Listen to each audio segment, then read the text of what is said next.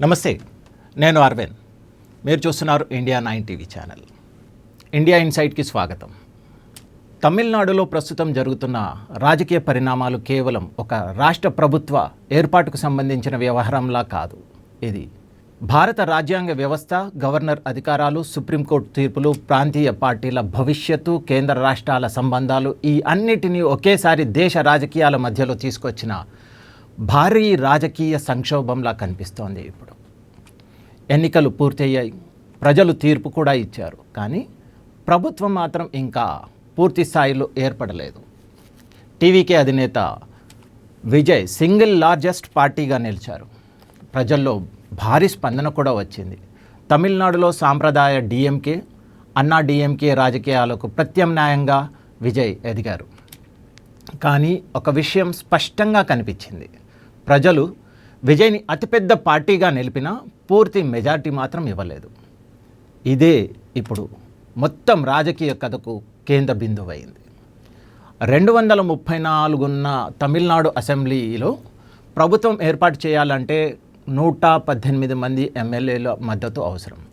Vijay party ఆ సంఖ్యకు దగ్గరగా వచ్చింది, కానీ పూర్తి మెజార్టీ మాత్రం అందలేదు. ఇప్పుడు ప్రశ్న ఏమిటి అంటే, సింగిల్ లార్జెస్ట్ పార్టీ నాయకుడిగా విజయ్ని వెంటనే ప్రభుత్వం ఏర్పాటు చేయమని పిలవాలా, లేక ముందుగా ఆయన నిజంగా మెజారిటీని సమీకరించుకోగలడో లేదో నిరూపించుకోవాలా? ఇక్కడే గవర్నర్ పాత్ర మొదలవుతుంది. ఇప్పటి వరకు భారత రాజకీయాల్లో హంగ్ అసెంబ్లీ వచ్చిన ప్రతిసారి ఒకే విధమైన నాటకం జరుగుతూ వచ్చింది. ఎవరితో కలుస్తారు, ఎవరు బయటికి నుంచి మద్దతు ఇస్తారు, ఎవరు చివరి నిమిషంలో వైఖరి మారుస్తారు, ఎవరు మంత్రి పదవులు ఆశిస్తారు, ఎవరు ఒత్తిడికి లోనవుతారు. ప్రజలు ఓటు వేసింది అభివృద్ధి కోసం, కానీ ఎన్నికల తర్వాత జరిగేది మాత్రం సంఖ్యల వ్యాపారం. ఇప్పుడు తమిళనాడులో కూడా అదే పరిస్థితి కనిపిస్తోంది. విజయ్ చెబుతున్నారు మాకు మద్దతు ఉంది అని, కానీ గవర్నర్ చెబుతున్నారు అయితే పూర్తి మద్దతు లెక్కలు తీసుకొని రండి అని. ఇక్కడే రాజకీయ మరియు రాజ్యాంగ సంక్షోభం మొదలైంది. కొంతమంది రాజ్యాంగ నిపుణులు చెబుతున్నారు సింగిల్ లార్జెస్ట్ పార్టీకి మొదటి అవకాశం ఇవ్వాలి, ఇది ప్రజాస్వామ్య సాంప్రదాయం. వాళ్ళు ఎస్ఆర్ బొమ్మాయి కేసును ప్రస్తావిస్తున్నారు. ఈ కేసులో సుప్రీంకోర్టు స్పష్టంగా చెప్పింది మెజారిటీని నిర్ణయించేది రాజ్భవన్లో కాదు, అసెంబ్లీ ఫ్లోర్లో అని. గవర్నర్ అభిప్రాయం కాదు, ఎమ్మెల్యేల ఓటే ముఖ్యము అని. కానీ మరోవైపు ఇంకొందరు నిపుణులు కూడా చెబుతున్నారు ఏమిటి అంటే, గవర్నర్ కూడా రాజ్యాంగబద్ధ పదవిలో ఉన్న వ్యక్తి. పూర్తి మెజార్టీ లేని వ్యక్తికి కేవలం అతిపెద్ద నాయకుడు కాబట్టి పిలవలేడు. ఇప్పుడు ఇదే దేశవ్యాప్తంగా జరుగుతున్న చర్చ. కానీ ఇక్కడ ఒక పెద్ద ప్రశ్న వస్తోంది. ఈ పరిస్థితికి భారత రాజ్యాంగ వ్యవస్థలో ఇప్పటికే ఒక పరిష్కారం ఉన్నప్పుడు ఎందుకు దాన్ని ఉపయోగించడం లేదు? అదే కాంపోజిట్ ఫ్లోర్ టెస్ట్. ఇప్పుడు చాలామంది ఈ పదం వినడం మొదలుపెట్టారు, కానీ దీని వెనుక ఉన్న చరిత్ర చాలా ఆసక్తికరంగా ఉంటుంది. 1998లో ఉత్తరప్రదేశ్లో జరిగిన రాజకీయ సంక్షోభం భారత రాజకీయాలను పూర్తిగా మార్చేసింది. ఆ సమయంలో కళ్యాణ్ సింగ్ ముఖ్యమంత్రి. ఆయన ప్రభుత్వానికి లోకతాంత్రిక్ కాంగ్రెస్ పార్టీ మద్దతు ఇచ్చేది, కానీ ఒక్కసారిగా ఆ పార్టీ మద్దతు ఉపసంహరించుకుంది. వెంటనే ప్రభుత్వం సంక్షోభంలో పడిపోయింది. కళ్యాణ్ సింగ్ గవర్నర్ వద్దకు వెళ్ళి మాకు అసెంబ్లీలో మెజారిటీ నిరూపించుకునే అవకాశం ఇవ్వండి అని అన్నారు. కానీ అప్పటికే గవర్నర్ రమేష్ భండారీ వేరే నిర్ణయం తీసుకున్నారు. అర్ధరాత్రి జగదాంబికా పాల్ను ముఖ్యమంత్రిగా ప్రమాణ స్వీకారం కూడా చేయించారు. దేశ చరిత్రలో ఇది ఒక సంచలన సంఘటన.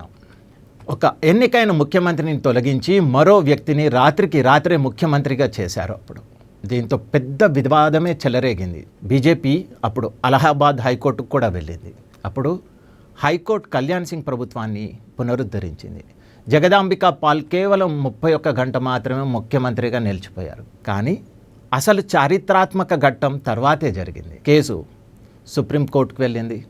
అప్పుడు సుప్రీంకోర్టు ఒక కొత్త విధానాన్ని తీసుకుని వచ్చింది. అదే కంపోజిట్ ఓట్.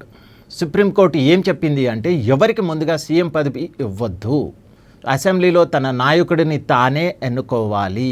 ఇది భారత రాజకీయాల్లో ఒక విప్లవాత్మకమైన నిర్ణయం. ఈ విధానం ప్రకారం ప్రత్యేక అసెంబ్లీ సమావేశం నిర్వహించాలి. అందులో అందరూ ఎమ్మెల్యేలు ఓటు కూడా వేయాలి. ఎవరికైతే ఎక్కువ ఓట్లు వస్తాయో అతడే సభానాయకుడు అవుతాడు. తర్వాత గవర్నర్ అతడిని పిలిచి ముఖ్యమంత్రిగా ప్రమాణ స్వీకారం చేయించాలి. ఇది ఎందుకు అంత ముఖ్యమైనది అని మనం తెలుసుకోవాలనుకుంటే, జనరల్గా సాధారణంగా జరిగేది ఒకరిని ముందుగా సీఎం చేస్తారు. అప్పుడు అతనికి అధికార యంత్రాంగం మొత్తం చేతిలోకి వచ్చేస్తుంది.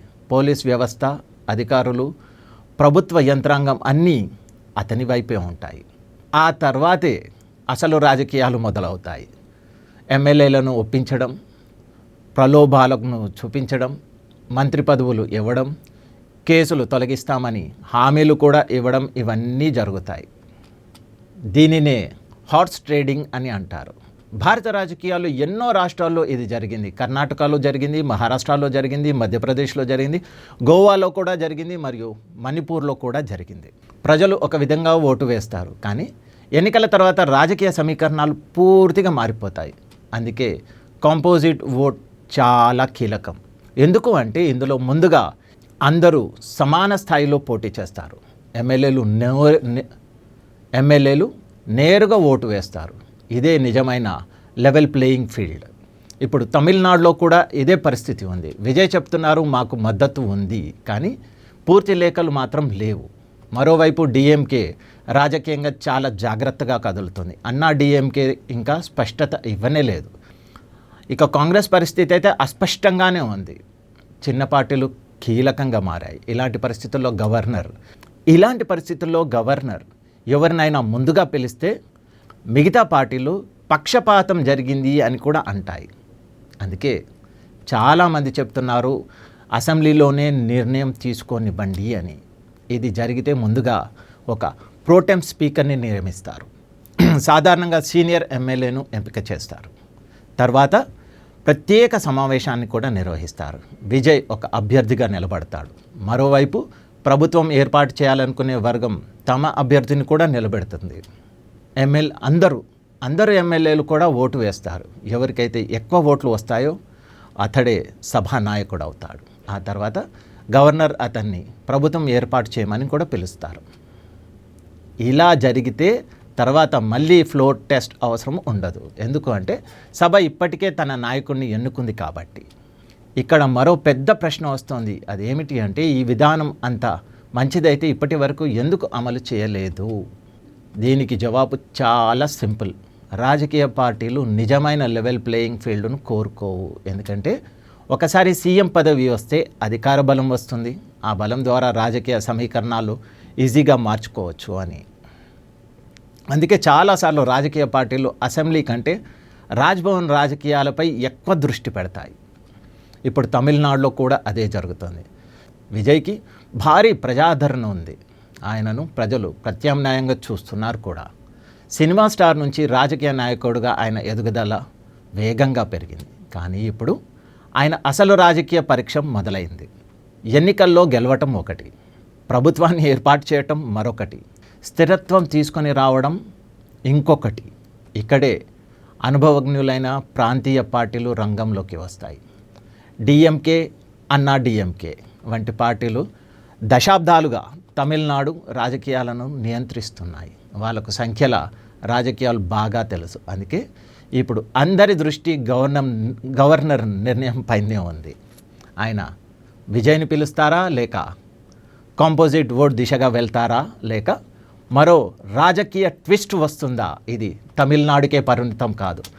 భవిష్యత్తులో దేశంలోని ప్రతి హంగ్ అసెంబ్లీకి ఇది ఒక మోడల్ కావచ్చు.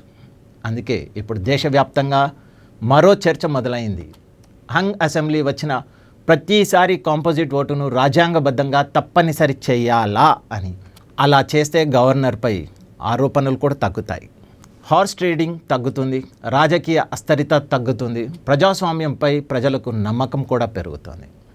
ఇక ఇప్పుడు తమిళనాడు రాజకీయాలు ఎటు తిరుగుతాయో మనం చూడాలి. విజయ్ నిజంగా ప్రభుత్వాన్ని ఏర్పాటు చేస్తారా, లేక రాజకీయ సమీకరణాలు మారిపోతాయా? అసెంబ్లీ ఫ్లోర్లో అసలు సంఖ్యలు ఎలా ఉంటాయి? దేశ రాజకీయాలు ఇప్పుడు తమిళనాడును చాలా ఆసక్తిగా గమనిస్తున్నాయి. ఇక మీ అభిప్రాయం ఏమిటి? హంగ్ అసెంబ్లీ వచ్చినప్పుడు కాంపోజిట్ ఓటు తప్పనిసరి చేయాలా? మీ అభిప్రాయాన్ని కామెంట్ సెక్షన్లో తప్పకుండా తెలియజేయండి. మరొక ప్రత్యేక విశ్లేషణతో మళ్ళీ కలుస్తాను. అంతవరకు నమస్తే. వందే మాతరం. భారత్ మాతా కీ జై. జై హింద్.